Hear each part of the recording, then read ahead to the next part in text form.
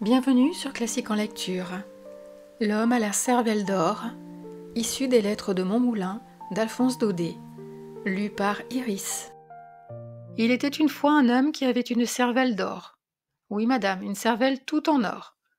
Lorsqu'il vint au monde, les médecins pensaient que cet enfant ne vivrait pas, tant sa tête était lourde et son crâne démesuré.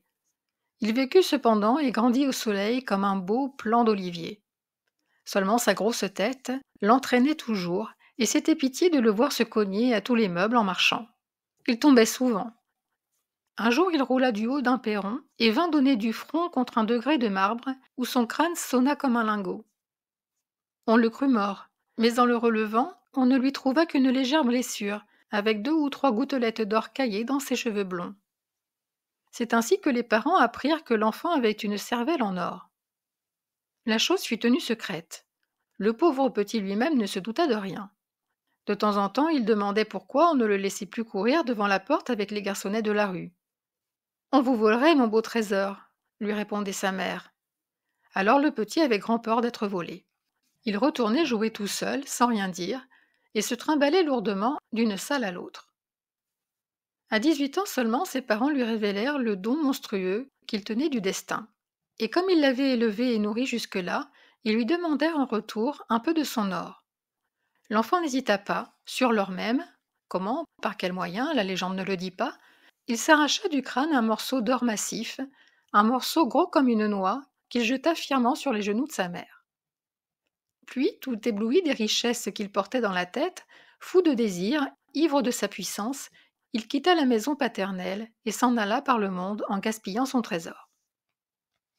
Du train dont il menait sa vie, royalement, et semant l'or sans compter, on aurait dit que sa cervelle était inépuisable. Elle s'épuisait cependant, et à mesure on pouvait voir les yeux s'éteindre, la joue devenir plus creuse. Un jour, enfin, au matin d'une débauche folle, le malheureux, resté seul parmi les débris du festin et les lustres qui pâlissaient, s'épouvanta de l'énorme brèche qu'il avait déjà faite à son lingot. Il était temps de s'arrêter. Dès lors, ce fut une existence nouvelle. L'homme à la cervelle d'or s'en alla vivre à l'écart du travail de ses mains, soupçonneux et craintif comme un avare, fuyant les tentations, tâchant d'oublier lui-même ses fatales richesses auxquelles il ne voulait plus toucher. Par malheur, un ami l'avait suivi dans sa solitude, et cet ami connaissait son secret. Une nuit, le pauvre homme fut réveillé en sursaut par une douleur à la tête, une effroyable douleur. Il se dressa éperdu et vit dans un rayon de lune l'ami qui fuyait en cachant quelque chose sous son manteau. Encore un peu de cervelle qu'on lui emportait. À quelque temps de là, l'homme à la cervelle d'or devint amoureux. Et cette fois-ci, tout fut fini. Il aimait du meilleur de son âme une petite femme blonde, qu'il aimait bien aussi, mais qui préférait encore les pompons et les plumes blanches, et les jolis glands mordorés battant le long des bottines. Entre les mains de cette mignonne créature, moitié oiseau, moitié poupée, les piécettes d'or fondaient que c'était un plaisir. Elle avait tous les caprices, et lui ne savait jamais dire non. Même de peur de la peiner, il lui cacha jusqu'au bout le triste secret de sa fortune. « Nous sommes donc bien riches, disait-elle » Le pauvre homme répondait « Oh oui, bien riches !» et il souriait avec amour au petit oiseau bleu qui lui mangeait le crâne innocemment. Quelquefois cependant la peur le prenait, il avait des envies d'être avare, mais alors la petite femme venait vers lui en sautillant et lui disait « Mon mari qui est si riche, achetez-moi quelque chose de bien cher » et il lui achetait quelque chose de bien cher. Cela dura ainsi pendant 2 ans, puis un matin la petite femme mourut, sans qu'on sût pourquoi, comme un oiseau.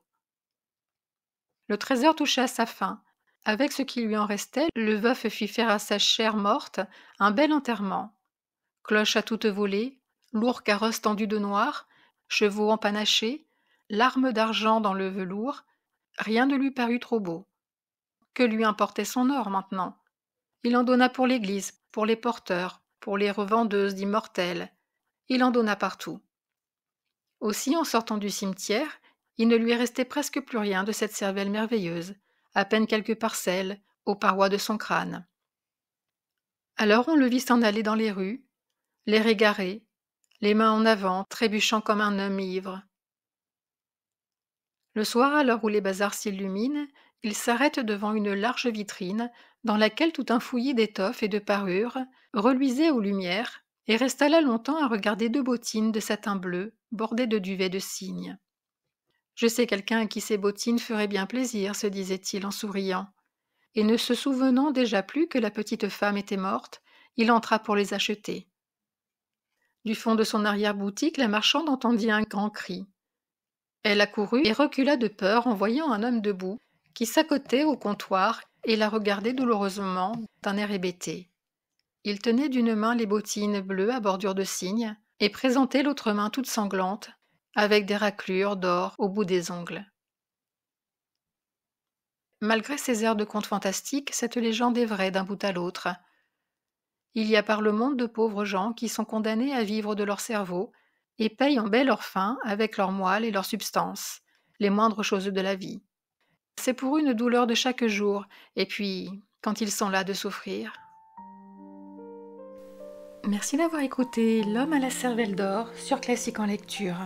Si cette vidéo vous a plu, vous pouvez la partager et la commenter. N'hésitez pas à liker, vous abonner et activer la cloche des notifications pour être prévenu lorsque je sors une nouvelle vidéo de lecture. À très vite sur Classique en lecture.